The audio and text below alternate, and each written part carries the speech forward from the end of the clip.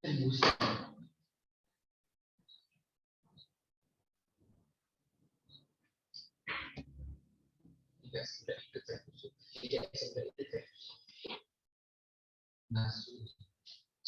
warahmatullahi wabarakatuh. Waalaikumsalam. Perkenalkan, nama saya Imam Lajurianda. Dalam kesempatan kali ini saya akan menjelaskan kompilasi kumpulan sumber yang saya kutip dalam skripsi yang berjudul Pengembangan buku teks berbasis chronological thinking pada materi penjajahan bangsa Belanda di Palembang pada mata pelajaran sejarah kelas 11 IPS 1 di SMA Sri Negara Palembang. Nah, di layar telah tampil skripsi dan kompilasinya. Nah, saya akan menjelaskan berdasarkan bab, dimulai dari bab 1.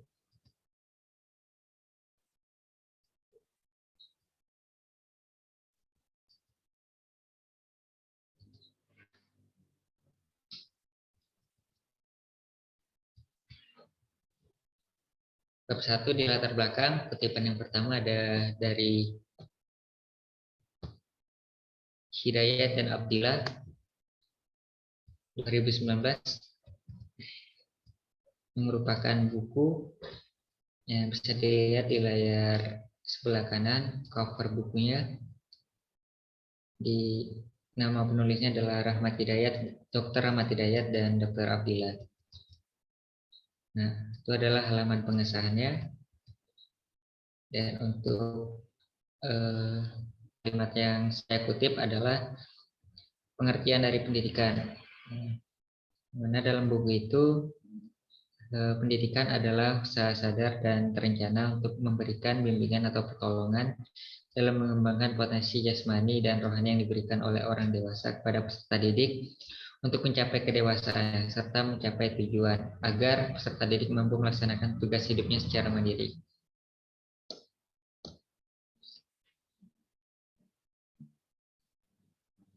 Untuk kutipan yang kedua, saya mengutip dari buku Robert F.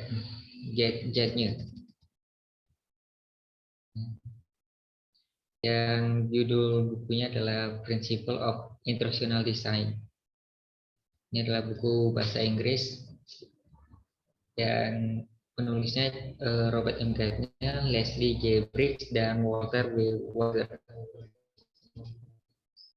Halaman pengesahannya mana buku ini diterbitkan di Florida. Untuk bagian yang saya kutip adalah bagian pengertian pembelajaran.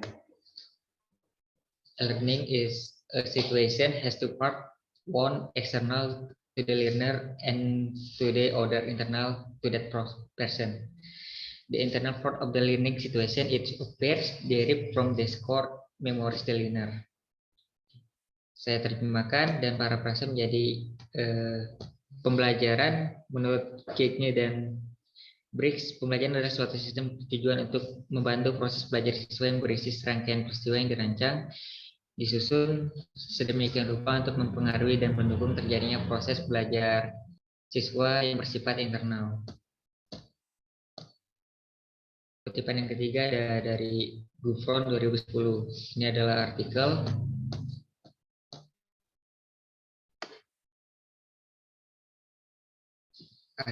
Cinta 1 dari jurnal Cakrawala Pendidikan yang judulnya adalah Integrasi Nilai-nilai Karakter Bangsa pada Kegiatan Pembelajaran.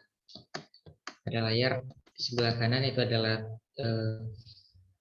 halaman muka dari artikel yang berisi abstrak, dan bagian yang saya kutip adalah mengenai kalimat yang menyatakan pembelajaran tidak bisa dipisahkan dari persoalan implementasi kurikulum yang berlaku. Lanjut ke kutipan yang keempat, ada dari buku Sudarman.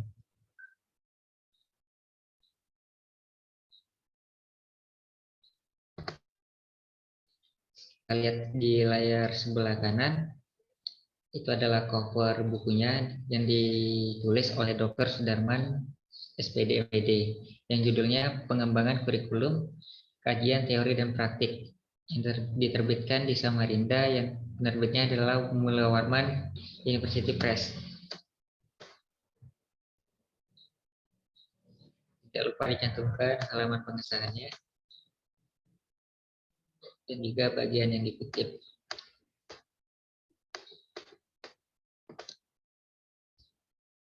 Dalam buku ini saya mengutip pendapat ahli Oliver yang mengartikan kurikulum sebagai program pendidikan untuk mendapatkan pengalaman belajar yang terancam lembaga pendidikan untuk diikuti siswa yang mengikuti program studi, program pengalaman, program pelayanan, dan kurikulum tersembunyi. Program studi merupakan daftar pelajaran yang disajikan dalam suatu program.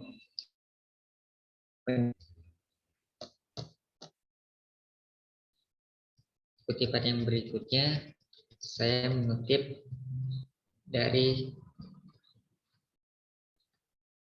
skripsi kakak tingkat, dari skripsi Mbak Heni Rosa Putri yang judulnya Pengembangan Bahan Ajar Materi Koleksi Museum Sultan Mahmud Badarudin II berbasis Bookmaker pada mata pelajaran Sejarah kelas 10 di SMA Negeri 1 Indralaya Utara. Adalah halaman muka dari skripsinya. Kalimat yang saya kutip adalah di hal ini berdampak pada terciptanya kondisi di mana mayoritas peserta didik belum begitu memahami mengenai sejarah yang ada di daerahnya sendiri. Oleh sebab itu, peserta didik memerlukan materi sejarah yang berbasis lokal.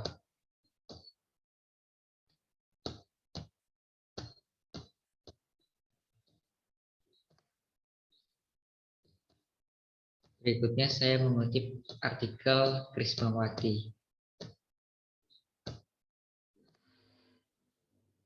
yang judulnya Pengembangan Bahan Ajar Penulisan Sejarah Berbasis Model Project Based Learning yang diterbitkan di jurnal IGSAA, Indonesian Journal of Social Science Education, pada tahun 2009. Nah, itu adalah halaman depan dari artikelnya yang ditulis oleh Nia Olivia Krismawati. Bagian yang saya kutip terdapat kalimat bagaimanapun pengajaran sejarah tanpa buku pelajaran tidaklah mungkin, sehingga ketersediaan buku sejarah adalah sebuah keharusan. Lanjut ke kutipan berikutnya, ada dari artikel bahasa Inggris Radix, Bojanik, dan Tokalov yang judul artikelnya adalah Textbook in the EFL Classroom. Itu adalah halaman depan dari artikelnya. Dan untuk kalimat yang saya kutip adalah di pengertian dari buku teks yang bunyinya adalah textbook is defined as a book that teaches a particular subject and that is used especially in school and colleges. Diterjemahkan dan diparafrase menjadi buku teks adalah buku yang terdiri atas rangkaian materi dan aktivitas sebagai pegangan guru dalam pembelajaran yang disusun secara sistematis berdasarkan urutan dan uraian materi dari sebuah mata pelajaran. Lanjut ke kutipan berikutnya, Suryani dan kawan-kawan yang judulnya adalah Pengembangan Buku Teks Digital Interaktif untuk Pemahaman Konsep Geografi, diterbitkan di Jurnal GEA, Jurnal Pendidikan Geografi. Halaman depan dari artikelnya, menutup yang bagian yang saya kutip terletak di bagian kalimat buku teks merupakan salah satu sumber belajar dan bahan ajar yang banyak digunakan dalam pembelajaran.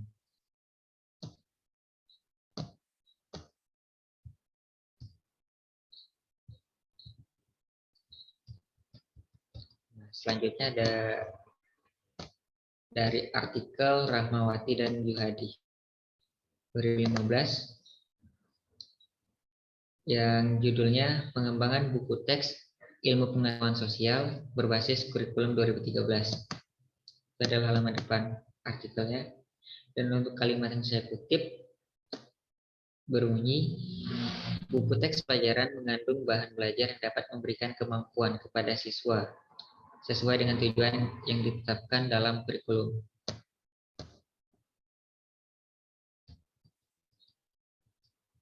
Lanjut di bagian berikutnya, pengertian dari chronological thinking atau berpikir kronologis. Saya mengutip dari artikel Sari dan kawan-kawan,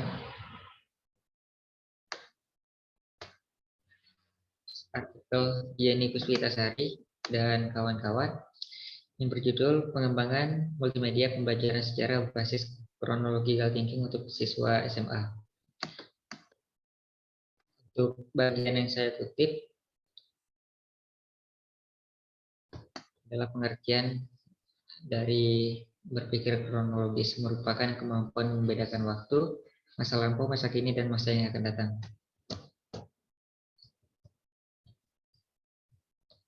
Saya mengutip tulisan artikel dari Tarunesena Makmur 2008 yang judulnya Upaya Meningkatkan Kualitas Pembelajaran Sejarah Melalui Historical Thinking. Untuk bagian yang saya kutip atau kalimat yang saya kutip terletak di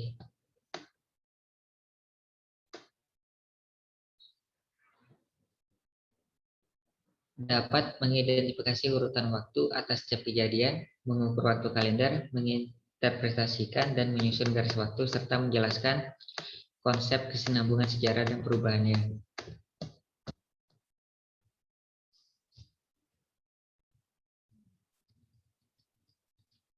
Kutipan berikutnya ada di buku Dwija 2020.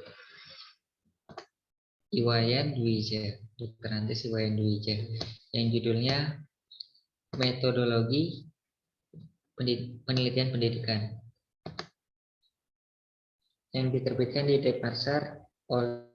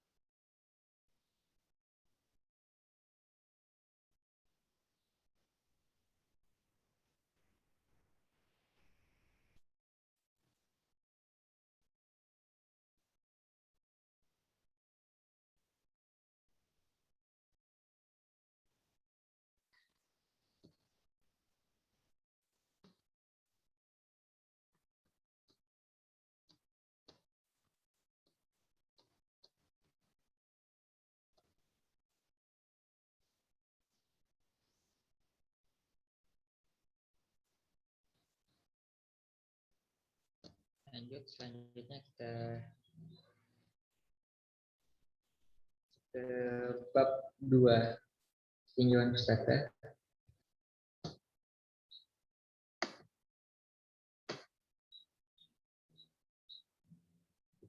Kompilasi bab 2.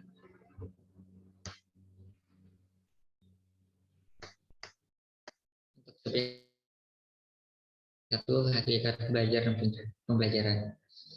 Mana bawahnya ada subbab, subbab, hakikat belajar. Untuk yang pertama saya mengutip dari artikel bahasa Inggris dari Rasuli dan Namnabati, yang judul artikelnya adalah Nurse Learning of Infants Venipuncture Based on Corpse Learning Theory.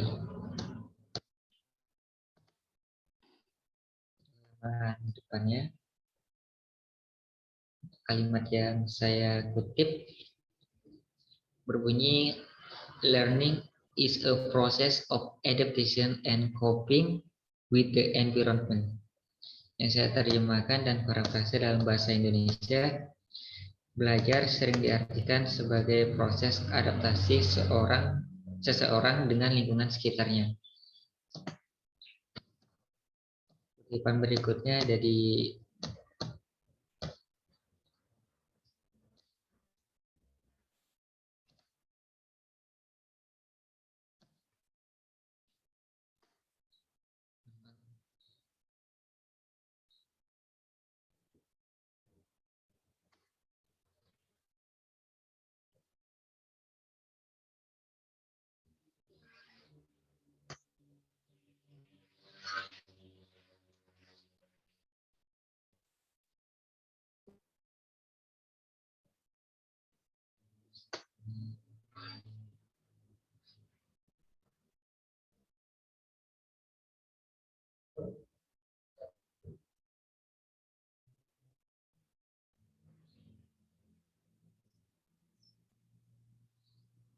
kutipan berikutnya saya mengutip dari buku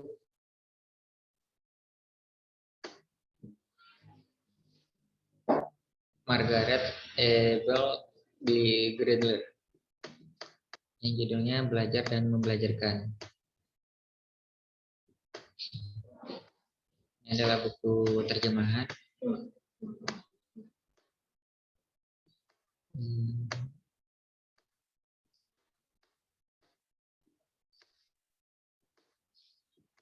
Untuk bagian yang saya kutip atau kalimat saya kutip terletak dari pengertian belajar.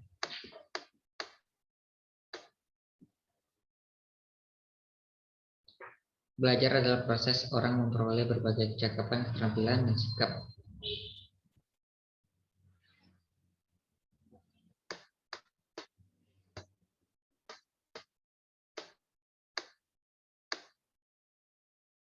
Lanjut, kutipan berikutnya ada dari buku Akhiruddin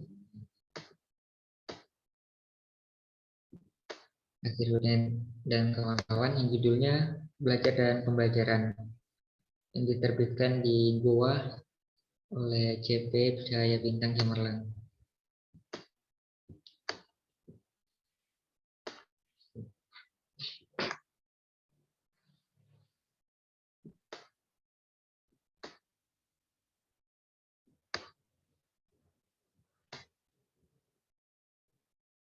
Saya masih mengutip pengertian belajar.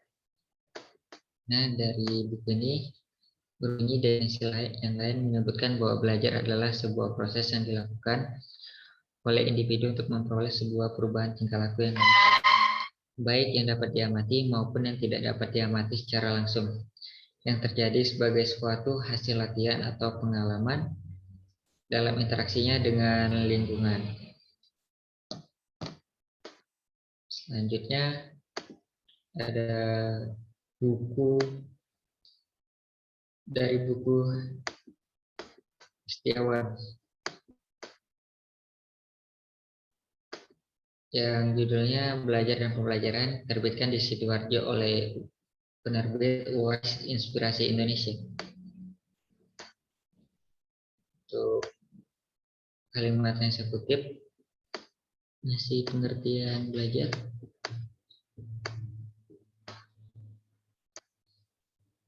Yang mana dalam buku ini saya mengutip pendapat ahli Siono dan Haryanto 2014. Belajar merujuk kepada suatu proses perubahan perilaku atau pribadi atau perubahan struktur kognitif seseorang berdasarkan praktik atau pengalaman tertentu hasil interaksi aktifnya dengan lingkungan dan sumber-sumber pembelajaran yang ada di sekitarnya.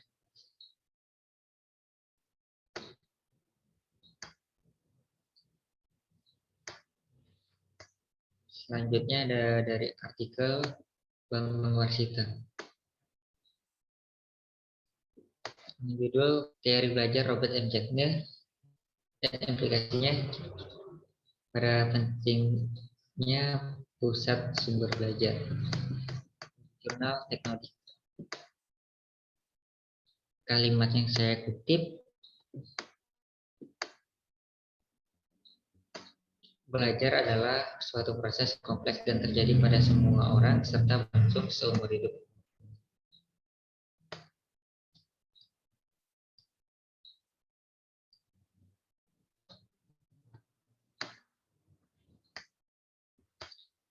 Selanjutnya saya mengutip dari artikel bahasa Inggris Jan de Hoover dan kawan-kawan yang berjudul What is Learning? On the Nature and Merits of a Functional Definition of Learning. Untuk kalimat yang saya kutip, saya mengutip pendapat ahli Lachman 1997. Most textbook definition of learning refers to learning as a change in behavior that is due to experience. This is essentially a very basic functional definition of learning, in the learning is seen as a function that maps experience onto behavior. In other words, learning is defined as an effect of experience on behavior. Yang saya terjemahkan dan parafrasikan jadi menurut Lachman 1997, kebanyakan definisi buku teks tentang pembelajaran mengacu pada belajar sebagai perubahan perilaku yang disebabkan oleh pengalaman.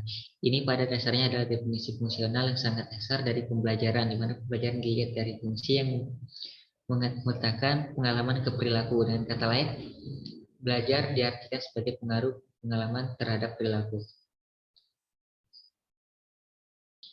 Selanjutnya saya mengutip artikel bahasa Inggris Bernard J. Jensen dan kawan-kawan yang judulnya Using the Taxonomy of Cognitive Learning to Model Online Searching Information Online Searching.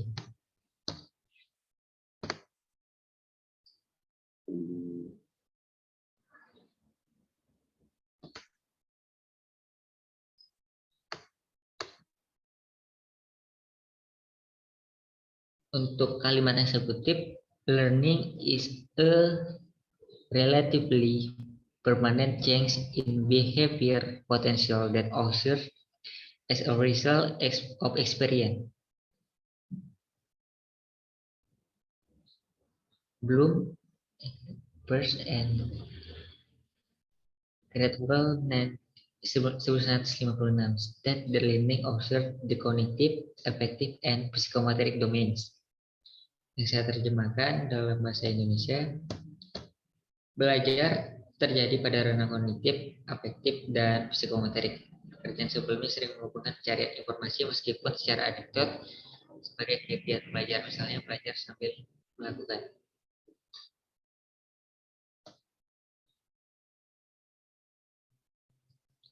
Lanjut ke sub-bab yang kedua, 21.2 hakikat pembelajaran.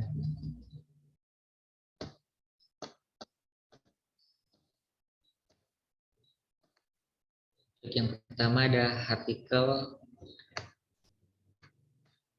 Said Hanafi. Dari judulnya Konsep Belajar dan Pembelajaran dari Lentera Pendidikan. Untuk kalimat yang saya kutip, pengertian pembelajaran. Pembelajaran merupakan usaha pendidik untuk mewujudkan terjadinya proses pemerolehan pengetahuan, penguasaan kemahiran, dan pembentukan sikap dan kepercayaan pada peserta didik. Dengan kata lain, pembelajaran adalah proses yang memfasilitasi peserta didik agar dapat belajar dengan baik.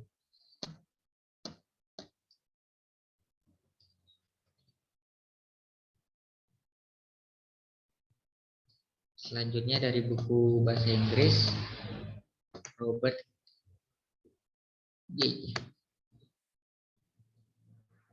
Judulnya Principle of Instructional Design.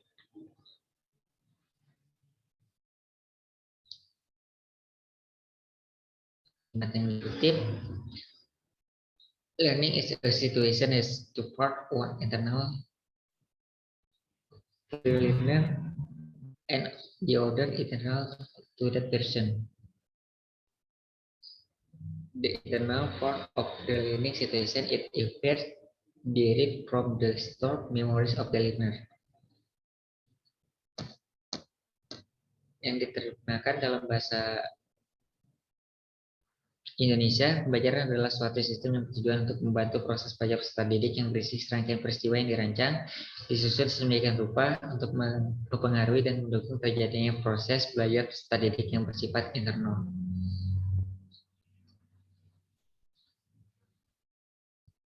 Kutipan berikutnya dari buku Susilahuddin Putrawangsa.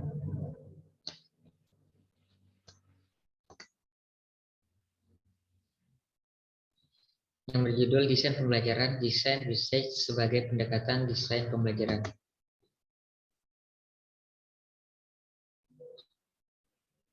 Untuk bagian yang dikutip,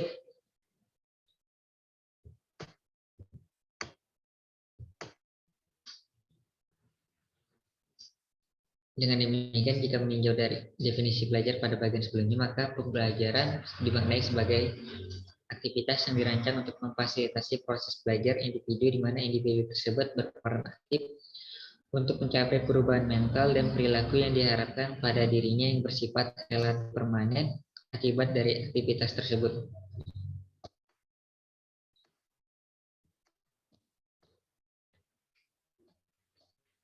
Kutipan berikutnya dari buku Fathur-Rahman dan Sulistyorini yang berjudul Belajar dan Pembelajaran, diterbitkan di Sleman oleh penerbit Teras. Dalam buku ini saya mengutip pendapat ahli Nasution tahun 95 yang mengatakan pembelajaran adalah suatu aktivitas mengorganisasi atau mengukur lingkungan sebaik-baiknya dan menghubungkan dengan peserta didik sehingga terjadi proses belajar.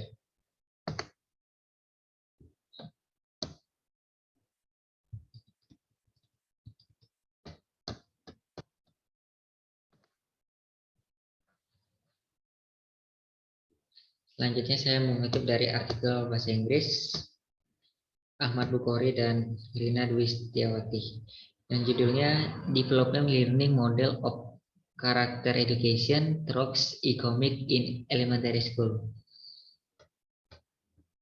Untuk kalimat yang dikutip berbunyi, teaching was only a transfer of knowledge from teacher to student. While learning is a broader meaning, activities starting from design to develop, implement, and evaluate activities that can create learning process. Yang diterjemahkan dalam bahasa Indonesia dan diparafrase, pembelajaran memiliki arti yang lebih luas. Kegiatan mulai dari merancang hingga mengembangkan, melaksanakan, dan mengevaluasi kegiatan yang dapat menciptakan proses pembelajaran. Selanjutnya saya kembali mengutip dari artikel bahasa Inggris yang ditulis oleh Loretta Seikonen dan Mary Tulia Karakainen yang judulnya Multivariate Analysis of Teacher Digital Information Skill, The Importance of Available Research. Untuk kalimat yang dikutip berbunyi, Non-biased formal education is crucial in supporting students in developing adequate competency. This is why there is a need teachers who are well prepared, skilled, and motivated to promote the development of student skill. Yang diterjemahkan dalam bahasa Indonesia, proses pembelajaran melalui pendidikan formal sangat penting dalam mendukung peserta didik dalam mengembangkan kompetensi yang memadai.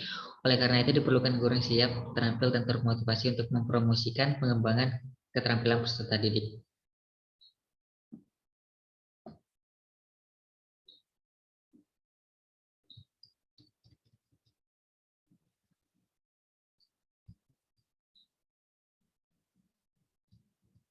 Berikutnya di sub bab yang kedua, pembelajaran sejarah. Saya mengutip dari buku Aman yang judulnya Penilaian Otentik, Teori dan Praktik dalam Pembelajaran Sejarah, terbitkan di Yogyakarta oleh UNEY Press.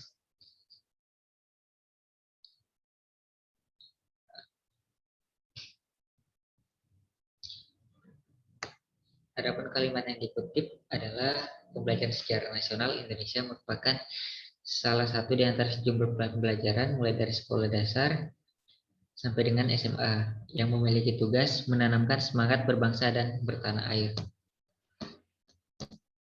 Selanjutnya saya mengutip dari buku Heri Susanto yang judulnya Seputar Pembelajaran Sejarah, Isu, Gagasan, dan Strategi Pembelajaran, yang diterbitkan di Sleman oleh penerbit Aswaja Presindo. Untuk kalimat yang dikutip,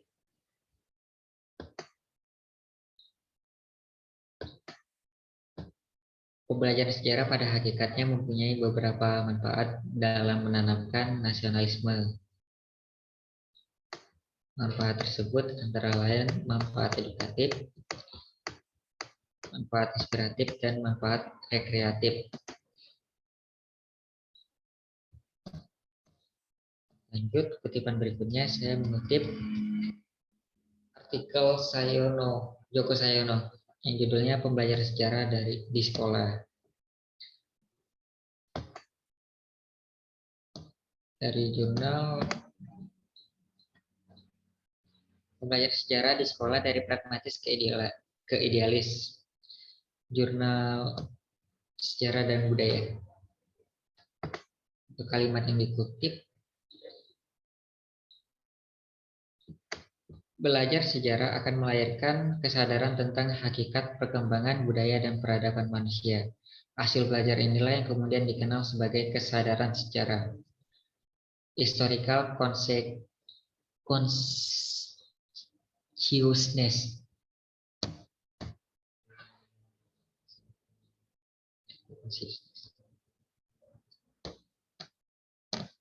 Lanjut, kutipan berikutnya saya mengutip dari Mustika Jahro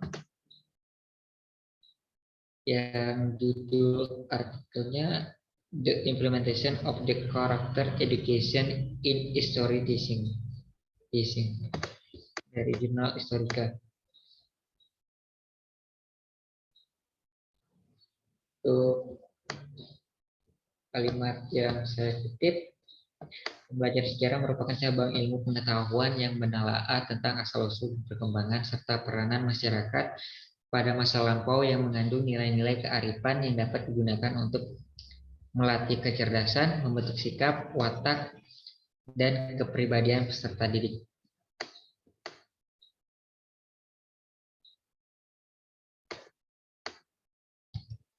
Selanjutnya saya mengutip artikel yang ditulis Titin Ariska Sirjanatin yang judulnya Membangun Karakter Bangsa Melalui Pembelajaran Sejarah dari jurnal SAP. Kalimat yang dikutip, Pembelajaran sejarah merupakan salah satu mata pelajaran yang dapat mengembangkan karakter bangsa, sehingga dalam penyampaian materi pada pembelajaran sejarah harus bermakna, sehingga dapat mendorong dan memotivasi siswa agar mempunyai karakter yang lebih baik.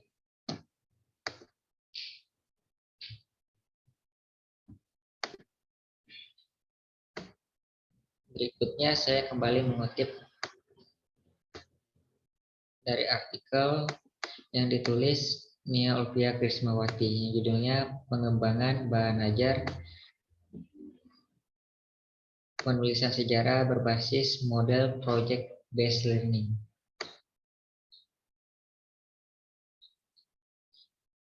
Yang saya kutip adalah kalimat sesuai dengan tujuan instruksional pembelajaran sejarah di tingkat SMA. Beberapa aspek yang harus diperhatikan meliputi: pertama, pengetahuan, yakni mengingat, mengenali, dan menunjukkan fakta. Kedua, pemahaman, yakni mengklasifikasikan dan menggambarkan peristiwa, menjelaskan, menginterpretasikan, dan menarik kesimpulan dari berbagai peristiwa. Ketiga, pemikiran kritis, yakni mengembangkan pemikiran kritis terhadap sebuah peristiwa. Keempat, perilaku, yakni kesadaran sejarah atau mengembangkan perilaku sosial.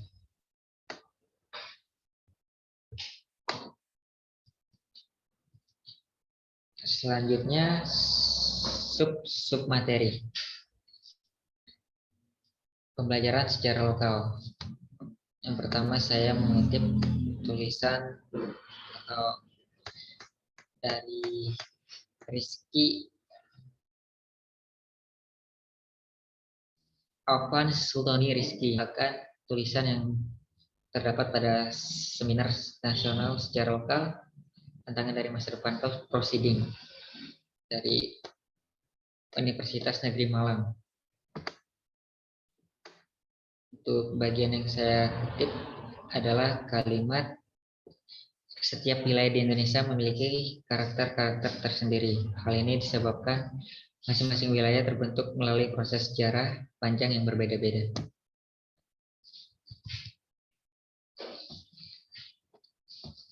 Setelah itu saya mengutip tulisan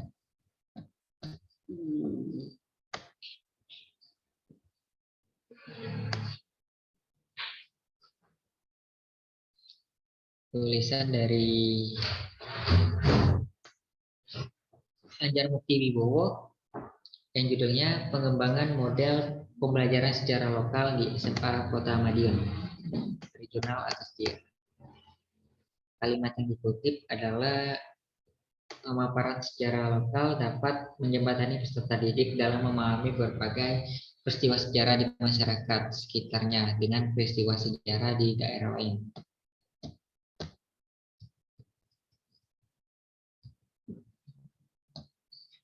Selanjutnya saya kembali mengutip dari proceeding seminar sejarah lokal dari Universitas Negeri Malang tahun 2017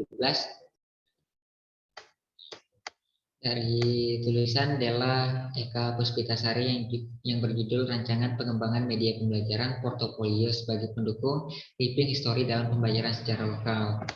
Dalam tulisan ini saya mengutip pendapat ahli dari Sartono Kartodijo 1992 yang menyarankan dalam pembelajaran sejarah diawali dengan pendekatan lokosentris dan konsentris. Pendekatan lokosentris adalah pembelajaran yang dimulai dengan mengenalkan lokal sejarah di sekitarnya, sedangkan pendekatan konsentris adalah pembelajaran yang dimulai dari lingkungan terdekat kemudian meluas ke lingkup nasional dan berkembang ke tingkat internasional. Jadi setelah itu saya kembali mengutip dari proceeding seminar secara lokal Universitas Negeri Malang 2017. Kali ini ditulis oleh Anikmatul Zana yang judulnya Model Pembelajaran Awareness Training dalam Pembelajaran Secara Lokal. Untuk kalimat yang saya kutip adalah pembelajaran secara lokal mempunyai peran besar untuk menghadirkan peristiwa kesejarahan yang dekat pada siswa. Elastisitas secara lokal mampu menghadirkan berbagai fenomena, baik berkaitan mulai dari latar belakang keluarga, sejarah sosial, dan lingkup lokal. Peranan pahlawan lokal dalam perjuangan lokal maupun nasional, kebudayaan lokal, asal-usul suatu etnis, dan berbagai peristiwa yang terjadi pada tingkat lokal siswa akan diajak memahami sejarah hingga dalam lingkai nasional dan global. Nah, selanjutnya kembali ke tulisan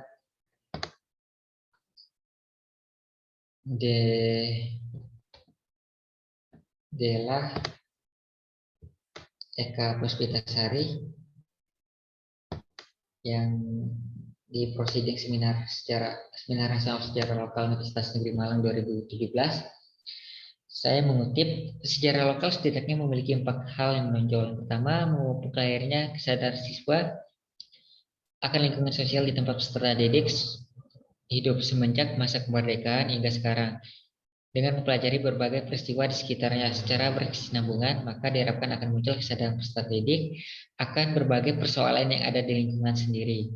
Kedua, materi sejarah lokal dapat menjadi penyeimbang terhadap kemungkinan terjadinya keterlepasan kepribadian peserta didik dan realitas lokal.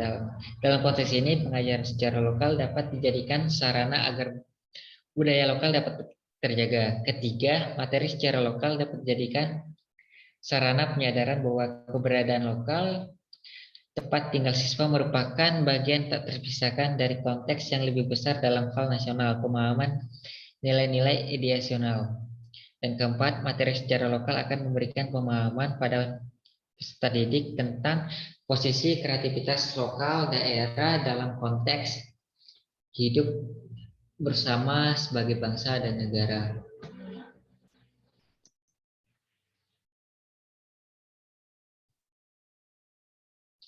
Lanjut ke sub bab 2.3, teori belajar yang mendukung penelitian.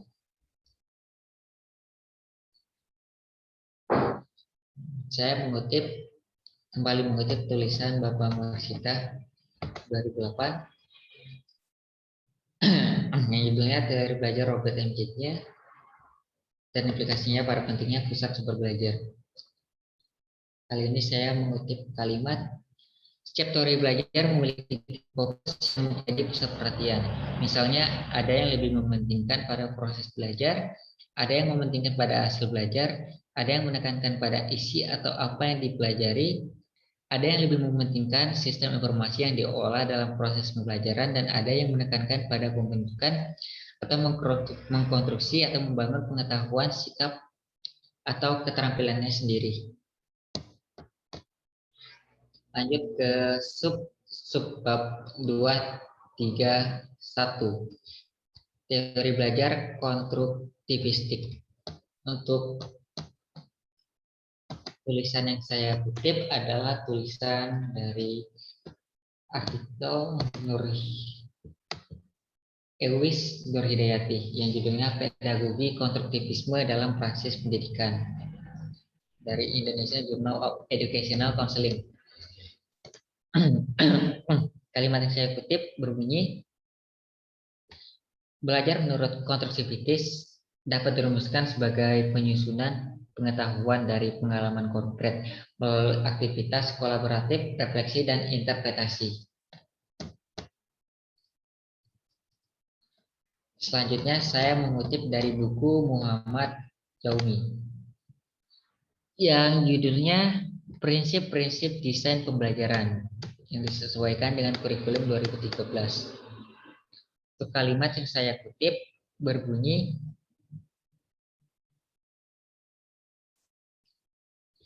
konstruktivisme merupakan pendekatan yang berpusat pada anak yang berusaha untuk mengidentifikasi melalui studi ilmiah yang merupakan jalur alami perkembangan kognitif.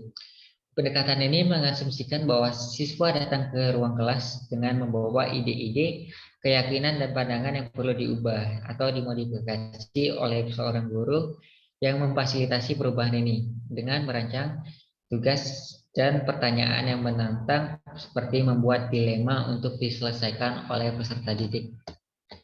Nah, selanjutnya saya kembali mengutip dari buku Akhiruddin dan kawan-kawan yang judulnya Belajar dan Pembelajaran. Nah, dalam kesempatan ini saya mengutip kalimat, tujuan dari teori belajar ini adalah untuk menumbuhkan motivasi peserta didik mengembangkan motivasi dan kemampuan menjadi pemikir yang mandiri yang tidak harus distimulus terus.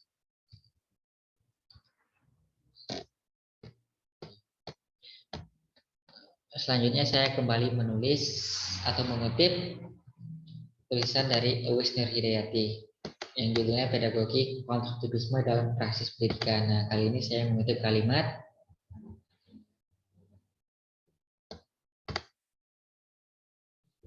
terdapat 5 elemen yang konstruktivistik, yaitu A. Pengaktifan pengetahuan baru, B. Pemrolehan pengetahuan baru, C. Pemahaman pengetahuan, D. Mempraktikkan pengetahuan dan pengalaman tersebut, dan E. Melakukan refleksi.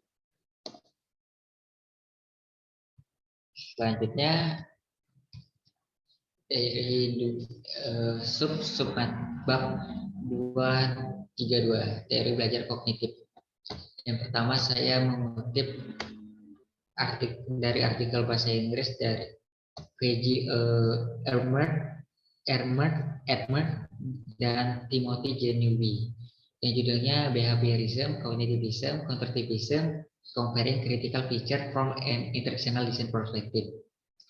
Kalimat yang saya kutip berbunyi, cognitive theories focus on the conceptualization of student learning process and address the issues of how information is received, organized, stored, and retrieved by the mind. Nah, untuk kalimat yang saya kutip saya terjemahkan dalam bahasa Indonesia dan saya parafrase atau disederhanakan lagi menjadi teori kognitif berfokus pada proses pembelajaran peserta didik. Kutipan berikutnya saya mengutip dari tulisan Nur Hadi 2020 yang judulnya Teori Kognitivisme serta aplikasinya dalam pembelajaran. Ini dari jurnal edisi Jurnal Edukasi dan Sains. Kalimat yang saya kutip adalah teori belajar kognitivisme lebih memikirkan proses belajar daripada hasil belajar itu sendiri. Nah, Baharudin menerangkan teori ini lebih menaruh perhatian daripada peristiwa-peristiwa internal. Belajar tidak sekedar melibatkan hubungan daripada peristiwa-peristiwa internal. Belajar tidak sekedar melibatkan hubungan antara stimulus dan respon. Sebagaimana dalam teori behaviorisme, lebih dari itu belajar dengan teori kognitivisme melibatkan proses berpikir yang kompleks. Berikutnya saya kembali mengutip dari buku Akhiruddin, Belajar dan Pembelajaran. Kali ini saya mengutip kalimat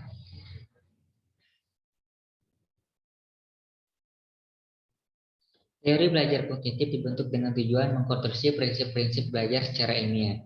Hasilnya berupa prosedur-prosedur yang dapat diterapkan pada situasi kelas untuk mendapatkan hasil yang produktif. Selanjutnya saya mengutip dari buku Fathur Rahman dan Sulistyorini lagi, yang judulnya Belajar dan Pembelajaran. Nah, untuk kali ini saya mengutip kalimat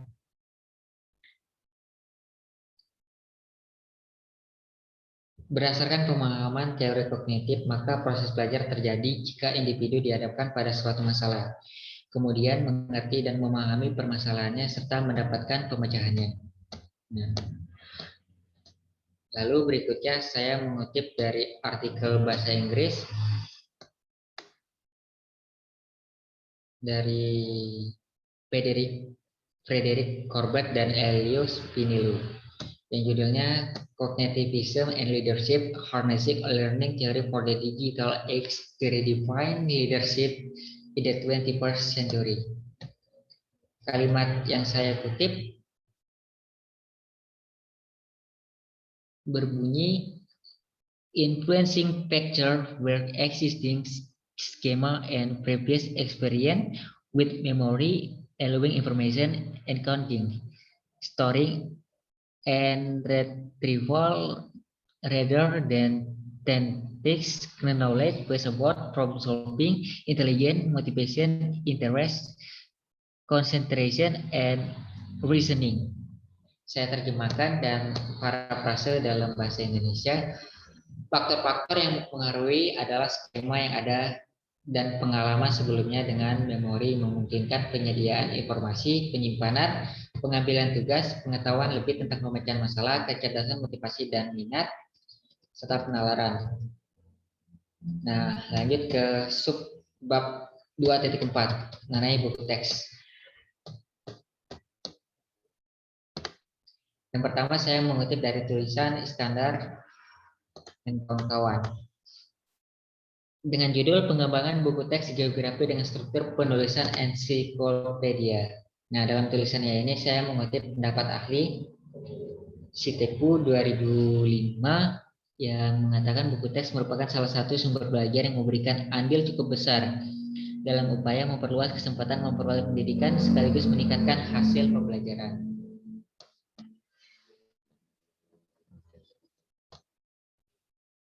Selanjutnya saya mengutip dari artikel yang ditulis oleh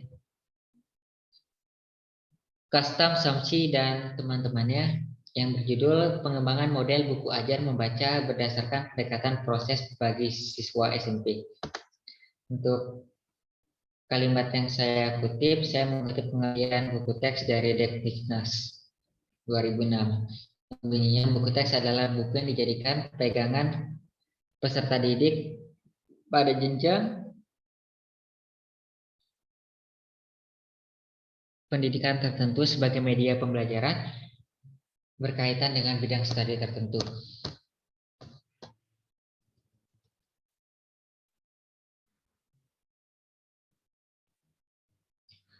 Berikutnya saya mengutip dari artikel Rahmawati dan Johadi yang judulnya Pengembangan Buku Teks Ilmu Pengetahuan Sosial IPS berbasis kurikulum 2013 untuk SMP kelas 8 semester 2. Kalimat yang saya kutip berbunyi, menurut Muhammad dalam Prasto, setiap buku teks pelajaran harus memenuhi standar. Standar yang dimaksud di sini meliputi persyaratan, karakteristik, dan kompetensi minimum yang harus terkandung di dalam suatu buku pelajaran. Standar penilaian dirumuskan dengan melihat 3 aspek utama, yaitu materi, penyajian, dan bahasa atau keterbacaan. Lanjut berikutnya subbab 241, jenis-jenis buku teks.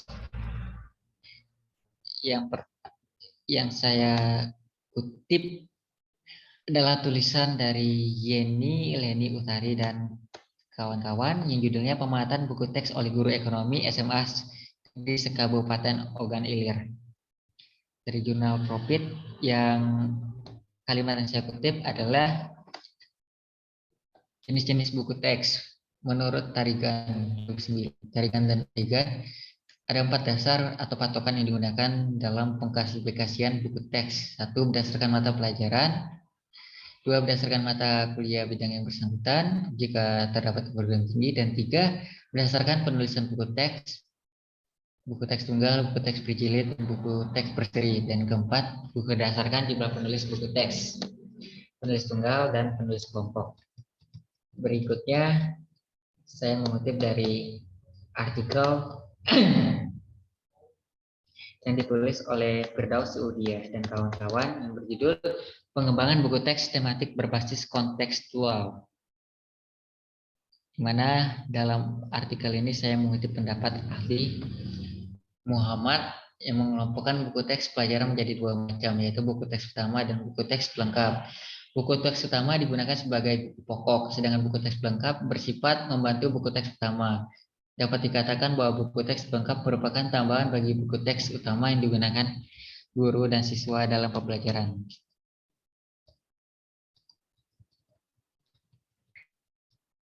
Lanjut ke sub materi 242, fungsi buku teks.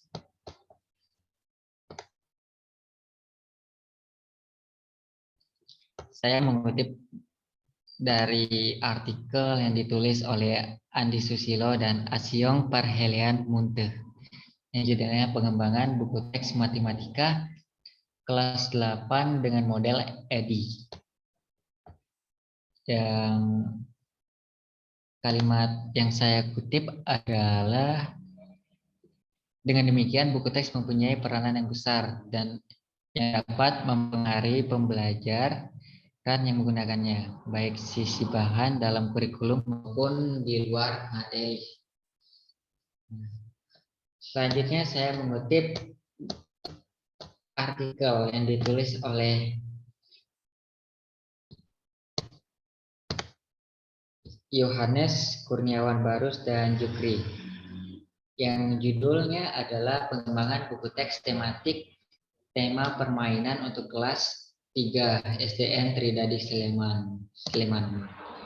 Adapun kalimat yang saya kutip adalah buku teks pelajaran dipakai sebagai salah satu utama dalam proses belajar dan pembelajaran di sekolah. Lanjut, berikutnya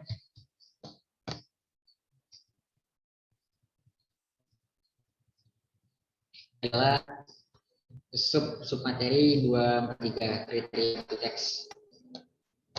Saya kembali mengutip dari Firdaus Hudia dan kawan-kawan yang judul Pengembangan Buku Teks Tematik Berbasis Kontekstualnya. Dalam kali ini saya mengutip kalimat, buku teks adalah bahan ajar utama yang digunakan dalam pembelajaran.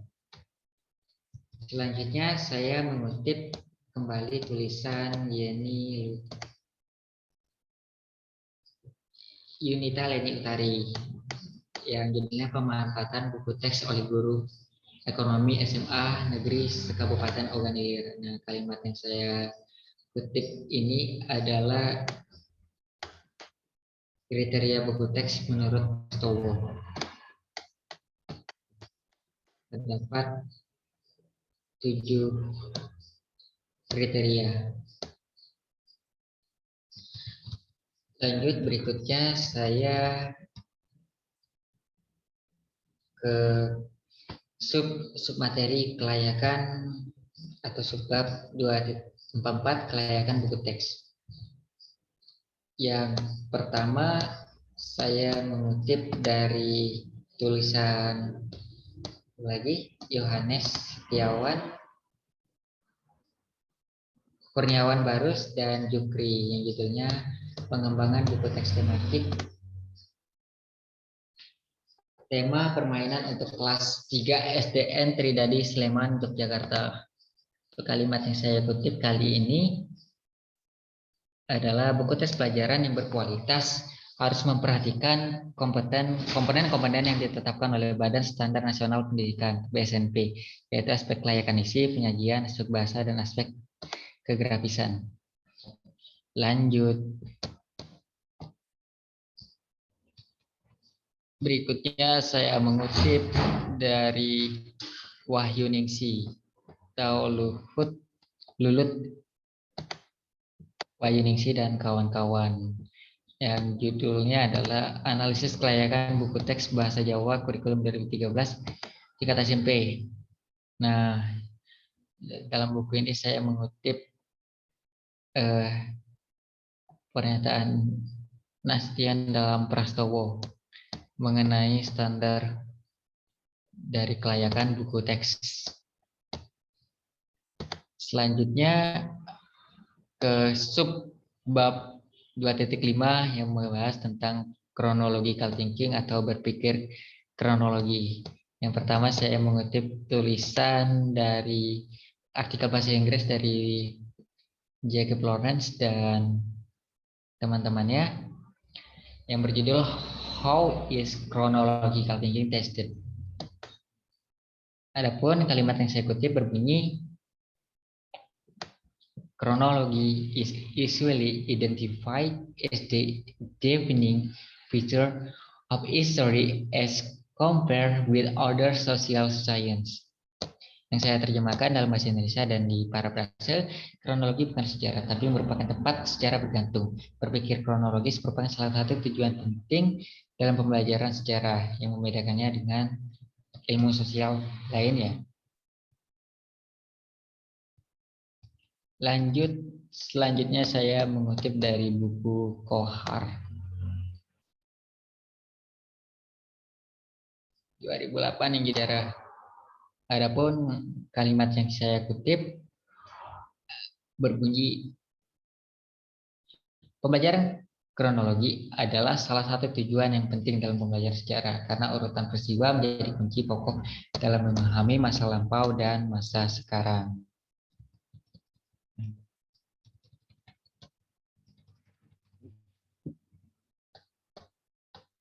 Selanjutnya saya mengutip artikel bahasa Inggris dari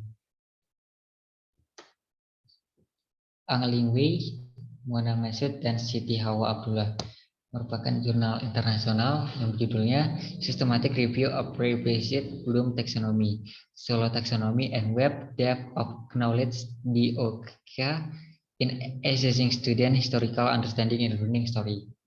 Mana saya mengutip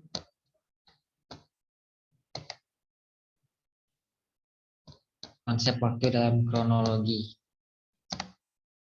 yang didapat dari hasil menganalisis artikel ini.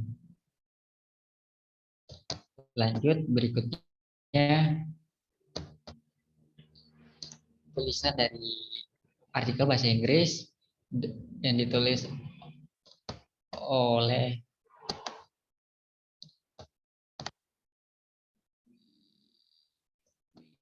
Williams.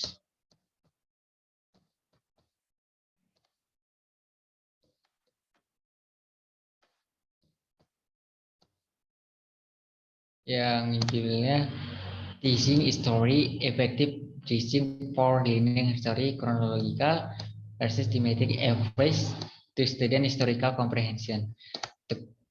Kalimat yang saya kutip berbunyi, chronological thinking is a periodization framework that exists used in reference to pattern of historical duration and succession. Simply, chronological periodization is chunking history into segment of time as a result of identifying pattern of historical duration and succession due to comparing continuity and chart and change and identifying and analyzing cause and effect.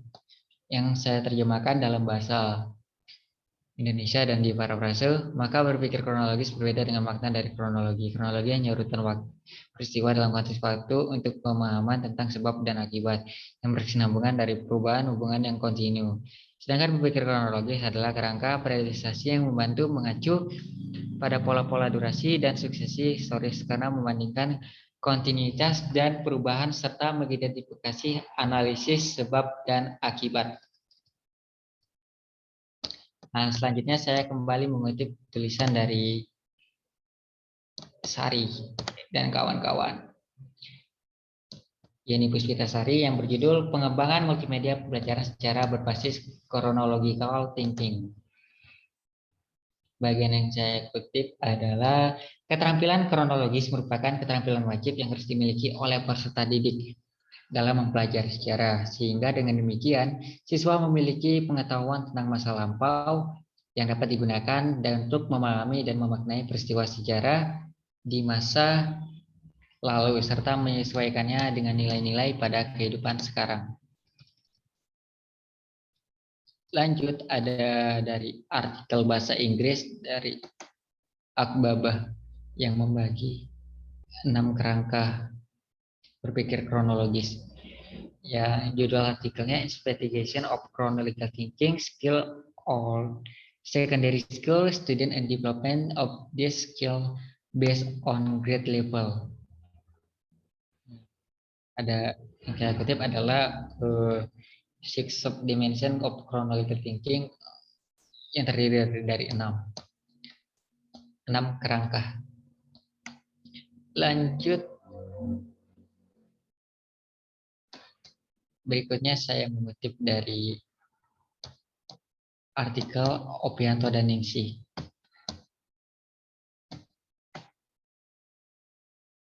Yang judulnya Assessment Instrument Development for a Chronological Thinking Skill with the RAS Model.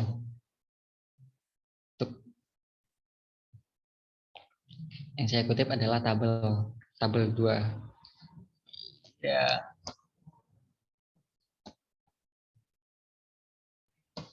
Merupakan tabel kerangka dan indikator keterampilan berpikir kronologis. Lanjut, setelah itu saya mengutip atau kita lanjut ke sub 2.6, sebab 2.6 penjajahan bangsa Belanda di Palembang. Untuk yang pertama saya mengutip dari buku Suryaningrat, Bayu Suryaningrat, Sejarah Pemerintahan di Indonesia, Babak Hindia Belanda dan Jepang. Untuk kalimat yang dikutip adalah kota Palembang memasuki periode kolonialisme Hindia Belanda dari kurun waktu 1825 hingga tahun 1942. Nah, hingga seterusnya.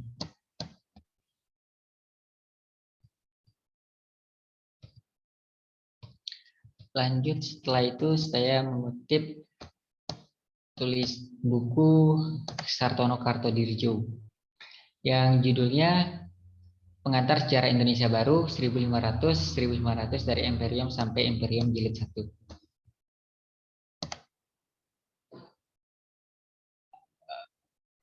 Untuk kalimat yang saya kutip, sistem pemerintahan yang berlaku di Palembang tidak terlepas dari pengaruh kebijakan politik yang diterapkan oleh pemerintah kolonial Belanda. Menaklukkan Palembang pada abad 19 oleh pemerintah kolonial Hindia Belanda adalah upaya untuk melaksanakan tujuan agar terciptanya suatu tatanan pemerintahan di bawah bendera Hindia Belanda atau Volk Nederlandica.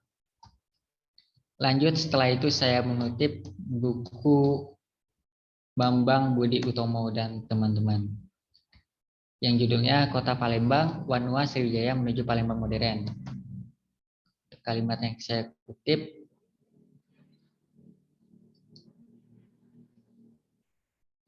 adalah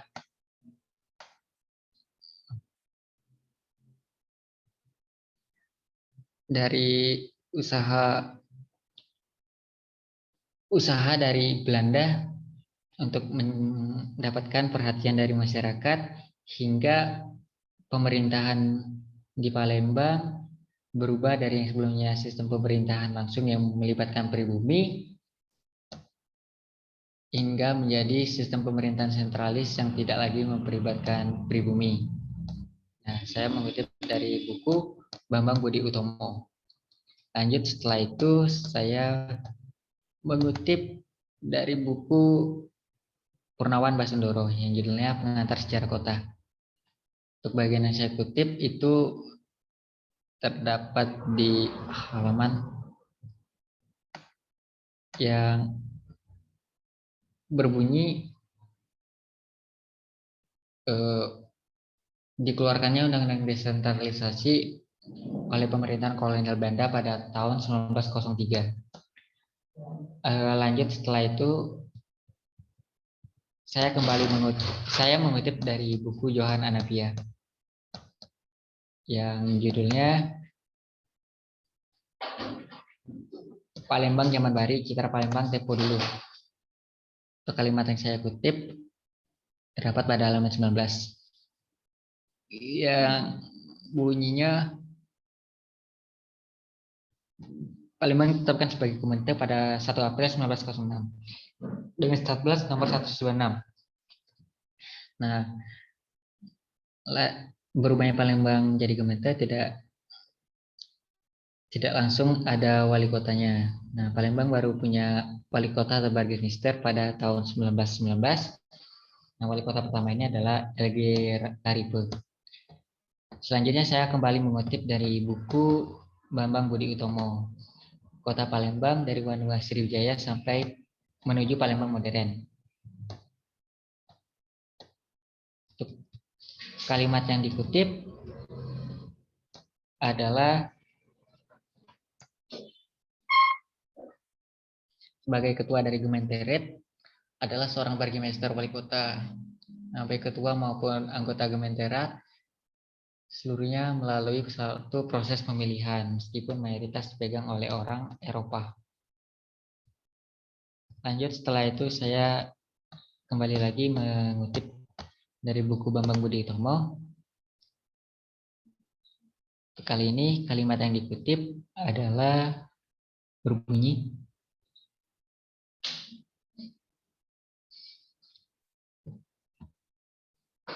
lahirnya Gemeenter Palembang tidak otomatis Palembang menjadi otonom yang melaksanakan pembangunan.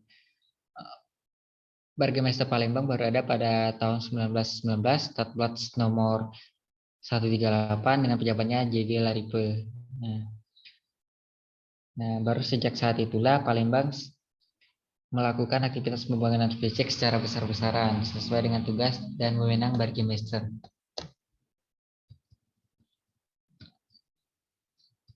Selanjutnya kita masuk ke subbab 2.7 model pengembangan. Yang pertama, saya mengutip dari artikel Husain.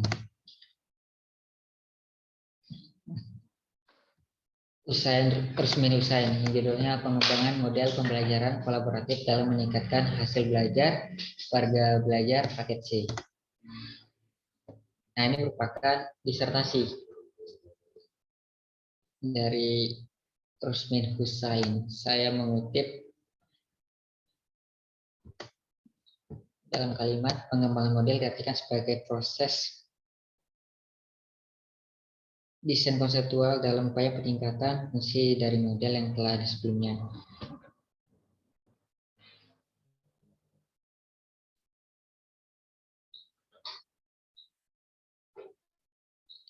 Yang dianggap dapat meningkatkan kualitas pencapaian tujuan.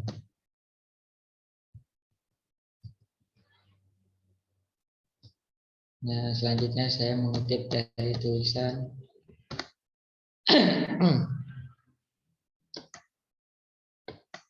Rahmat Aropa Hari Cahyadi, judulnya pengembangan bahan ajar berbasis ADI model. Kalimat yang saya kutip adalah salah satu desain pengembangan bahan ajar yang sering digunakan adalah ADI model melalui 5 tahapan: analisis, desain, dan development, implementation, dan evaluation, dan seterusnya. Lanjut, selanjutnya kembali mengutip dari tulisan Rahmat Aropa Hari Cahyadi. Kali ini kalimat yang dikutip ada berbunyi, model instruksional ADI merupakan proses instruksional terdiri dari 5 fase, yaitu analisis, desain, pengembangan, implementasi, dan evaluasi. Selanjutnya saya mengutip dari artikel bahasa Inggris yang ditulis oleh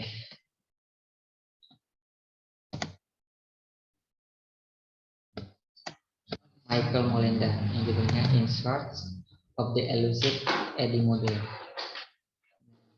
Dalam artikel ini saya mengambil prosedur pengembangan model ADI yang terdiri dari tahap dalam bentuk gambar. Lanjut, setelah itu kita masuk ke bab 3, metode penelitian. Habis ya.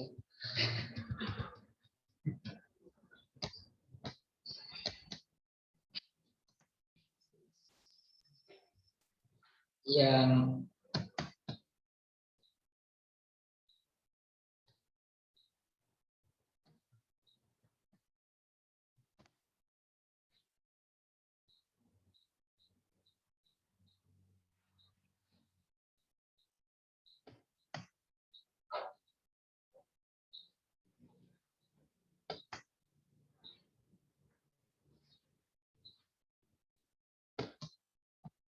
ada tulisan dari Imade Teguh dan Imade Kirna. Ini judulnya pengembangan bahan ajar metode penelitian dengan ADI model. Untuk kalimat yang saya kutip adalah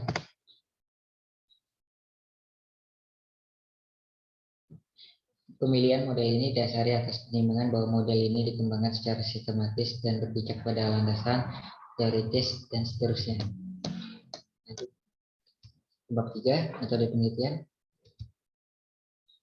Saya mengutip dari buku Abu Bakar. Yang judulnya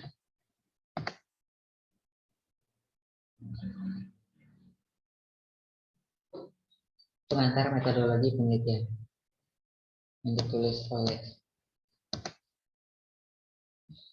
Rifai Abu Bakar. Untuk kalimat yang saya kutip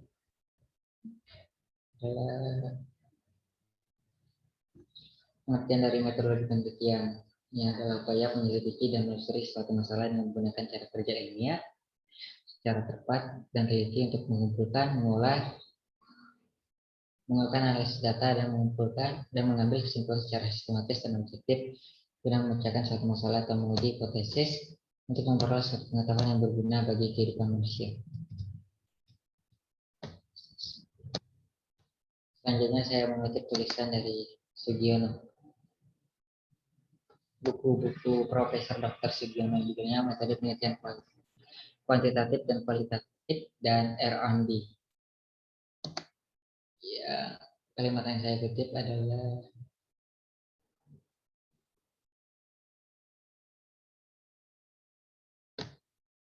Research and Development adalah metode penelitian yang digunakan untuk menghasilkan produk tertentu dan menguji keefektifan produk tersebut.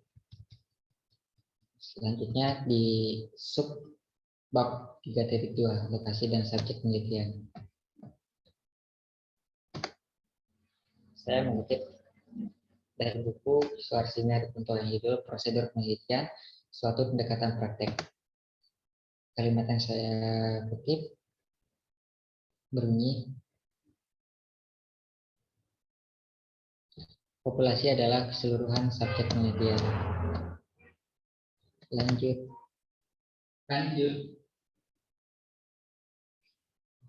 Saya kembali mengutip dari buku Schwarzenegger untuk yang judul Prosedur Penelitian, Suatu Pendekatan Praktik.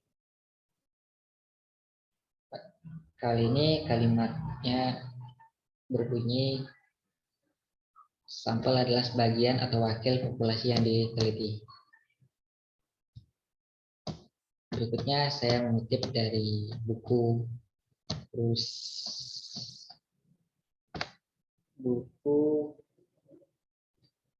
Filosofi yang judulnya Dasar-Dasar Penelitian Pendidikan dan Bidang Non-Eksakta lainnya. Kalimat yang saya kutip berbunyi, dalam penelitian, pengambilan sampel yang tepat itu merupakan langkah yang sangat penting. Sebab hasil penelitian dan kesimpulan kita didasarkan pada sampel yang kita ambil.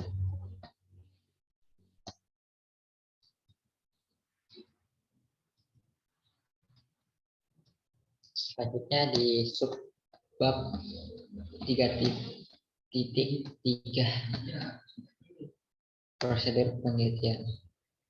Saya mengutip dari artikel bahasa Inggris yang ditulis oleh Nada Al-Doubi yang judulnya ED Model.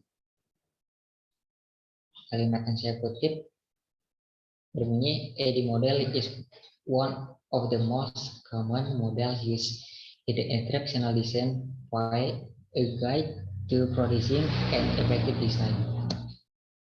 Dimakan dalam bahasa Indonesia dan metafrase. Model pengembangan AD adalah model yang kerap kali digunakan dalam bidang desain instruksional.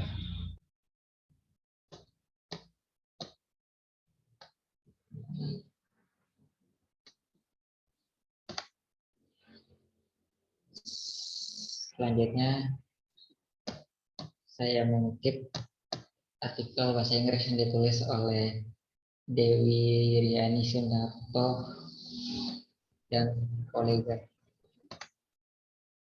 Judulnya Modern Web and Android Based Learning Application as on alternative for teaching learning process in high school.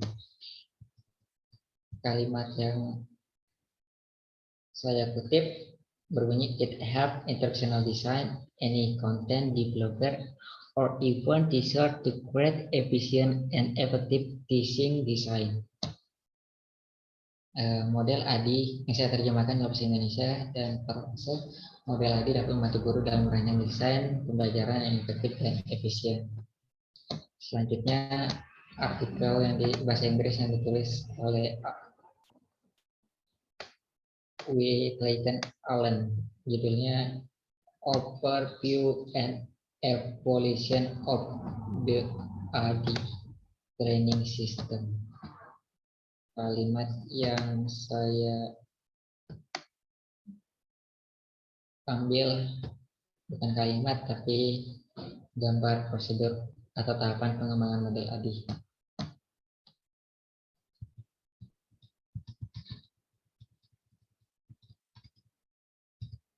Selanjutnya kita ke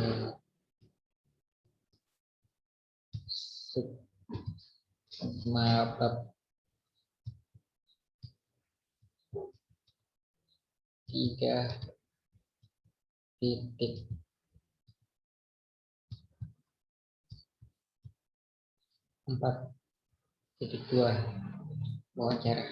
Saya mengutip dari buku Suarsini Harikunto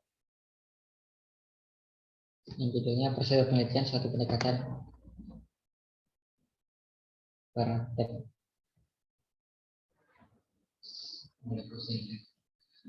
Saya mengutip pengertian wawancara. Wawancara atau kuesioner lisan adalah sebuah dialog yang dilakukan oleh pewawancara untuk memperoleh informasi dari pewawancara. Berikutnya saya mengutip dari buku Nana Sujana yang judulnya penilaian hasil proses belajar mengajar. Kalimat yang saya kutip adalah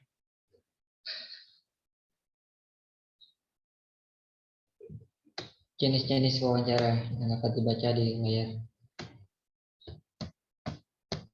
Lanjut berikutnya di materi subbab 343 observasi. Saya mengambil dari itu artikel yang ditulis oleh Asim Hasanah yang judulnya teknik-teknik observasi. Kalimat yang saya kutip adalah observasi merupakan salah satu kegiatan ilmiah empiris yang melandasi fakta-fakta lapangan maupun teks melalui pengamatan, panca indera tanpa menggunakan manipulasi apapun. Kembali ke buku Suarsini Harikunto, saya mengutip kalimat yang menjelaskan mengenai jenis-jenis observasi yang terdiri dari dua jenis, observasi non sistematis dan observasi sistematis. Selanjutnya subbab 344 tes hasil belajar. Saya mengutip kembali dari buku Nana Sujana, penilaian hasil proses belajar mengajar. Nah, kali ini saya mengutip kalimat yang menjelaskan tentang tes sebagai alat penilaian. Lanjut berikutnya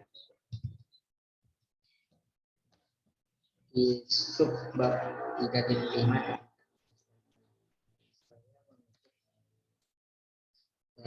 buku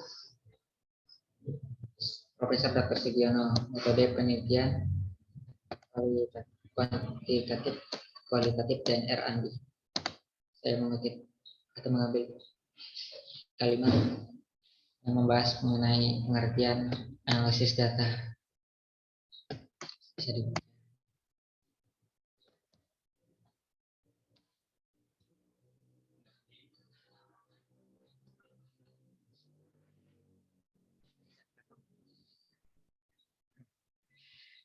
Ya, saya mengutip dari skripsi kakak tingkat dari skripsi Mela Oktari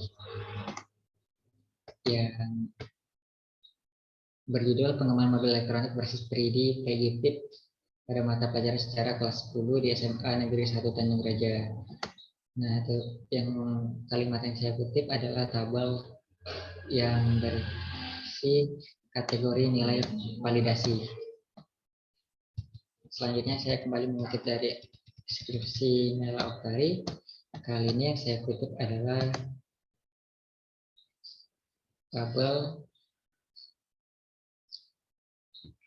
tingkat kevalidan media. Lanjut, setelah itu ada sub-bab 352 analisis tes hasil belajar. Saya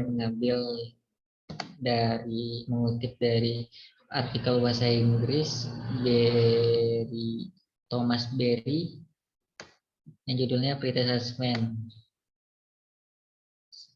Nah, kalimat yang saya kutip berbunyi Pretest can be used at the beginning of a course to establish a subject knowledge baseline and relate dan seterusnya diterjemahkan dalam bahasa Indonesia dan parafrase menjadi kualitas adalah tes yang dilaksanakan di awal, yaitu sebelum penyampaian materi kepada peserta didik untuk mengetahui pengetahuan awal atau dasar peserta didik.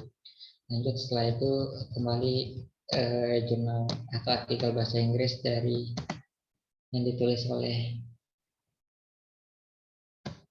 Rosalind Jacobs yang judulnya Effectiveness of Animated Visual for the Teaching of Chemical Bonding in Junior High School Chemistry. Kalimat yang dikutip berbunyi the post-test indicate that student gained a break knowledge over the topics. This show that there was gain in the knowledge of the respondent in the topic. Terima kasih dalam bahasa Indonesia. Parafrase proses setelah tes akhir yang dilakukan setelah peserta didik mengikuti pelajaran untuk mengetahui hasil pengetahuan peserta didik. Setelah itu saya mengutip rumus endgame dari artikel bahasa Inggris yang ditulis oleh Binar Kurnia Prahani dan kawan-kawan, judulnya Effectiveness of Basic Learning Material to Guide Inquiry Model to Improve Student Problem Solving Skill Based on Multiple Representation. Saya mengambil rumus endgame. Lanjut setelah itu ada kembali mengambil dari saya mengambil tabel kriteria di kategori tingkat endgame.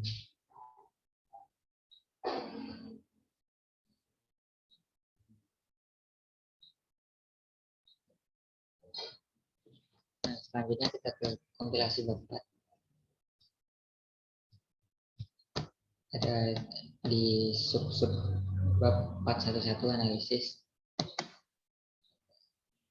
Saya mengutip dari artikel yang ditulis oleh Cahyono, pengembangan modul digital dan pembelajaran tematik di sekolah dasar. Kalimat yang saya kutip, analisis kebutuhan diperlukan untuk membantu proses perancangan analisis berbagai kebutuhan dan keterbatasan yang ada di lingkungan seterusnya. Lanjut ke kutipan yang terakhir.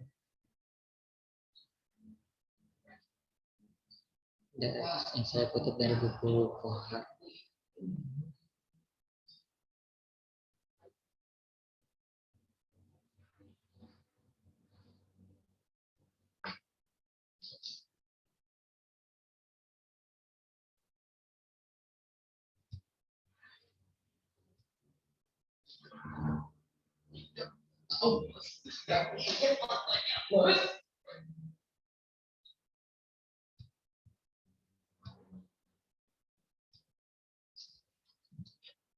Di pembahasan